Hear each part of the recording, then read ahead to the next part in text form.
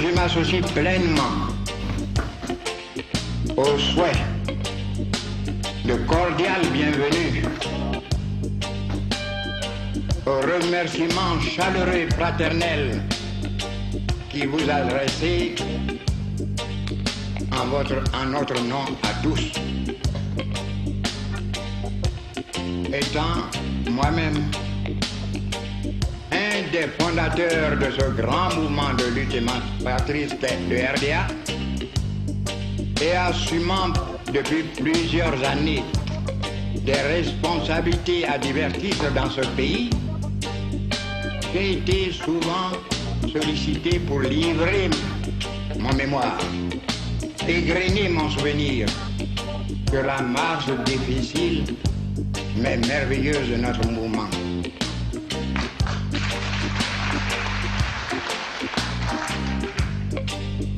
Avec humour, alors que l'humour n'est pas français. Je vous ai toujours répondu en souriant. Il y a deux grands personnages au monde qui n'ont jamais écrit, qui ne diraient même pas un mot, mais une seule lettre, mais qui sont cependant les plus lus dans le monde, Mahomet et Jésus-Christ.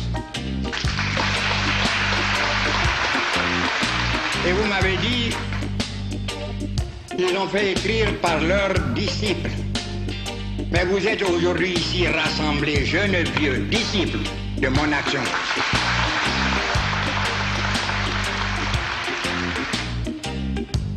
Je rends aujourd'hui avec le silence.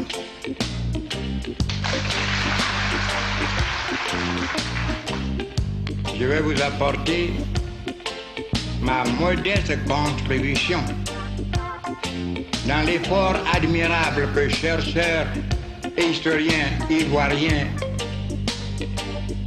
accomplissent pour faire connaître l'histoire authentique du RDA, évitant ainsi les histoires.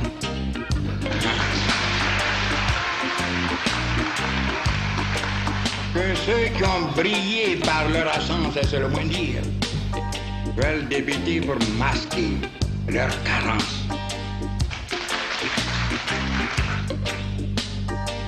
Je ne vais pas passionner le débat. L'histoire est un témoignage, donc repose sur la vérité. Et la vérité, vous le savez, est très belle quand elle est nue.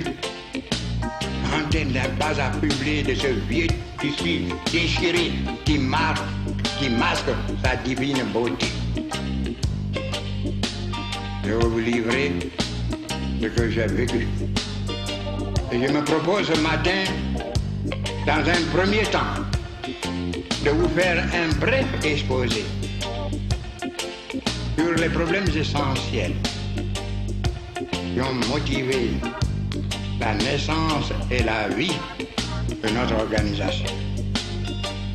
Dans un deuxième temps, je me soumettrai volontiers. Les heures ne compteront pas. Je pourrai rester jusqu'au soir avec vous.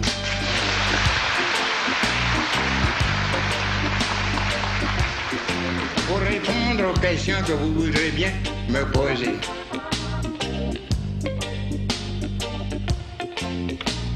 La naissance laborieuse du RDA. Elle est peu connue. Je voudrais, avec un petit recul en arrière, pour faire comprendre pourquoi nous avons créé le RDA. En 1945, beaucoup de chercheurs n'étaient pas nés. En 1945, après la grande promesse qu'il avait faite à Brazzaville en 1944, nommé le général de Gaulle, le grand homme qui a beaucoup fait pour notre pays et dont nous ne saluerons jamais assez la mémoire. Le général de Gaulle avait promis de conduire les peuples dont la France avait la charge jusqu'à la liberté de gérer démocratiquement leurs propres affaires.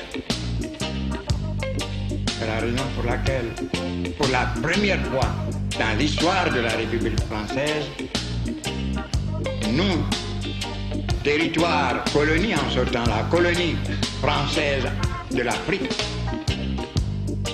avons été sollicités pour envoyer des représentants au Parlement français, alors que seul, avant 1947, était représenté le Sénégal. Je vous éviterai les détails. La lutte est difficile que nous avons dû mener pour nous faire élire librement par nos chers compatriotes. Ce que vous deviez savoir, c'est que les candidats suscités par la colonisation, appuyés par la colonisation, ont tous été battus dans tous les territoires africains. On avait trié sur le volet la liste de ceux qui pouvaient voter. Les chefs de canton, les fonctionnaires, les quelques employés de commerce, les anciens combattants. On a cru qu'on pouvait influencer cela. Mais dans un sursaut de conscience, ils ont dit non. Ils ont voté pour les véritables défenseurs de l'Afrique. Nous voici à Paris, sur le bord de la Seine.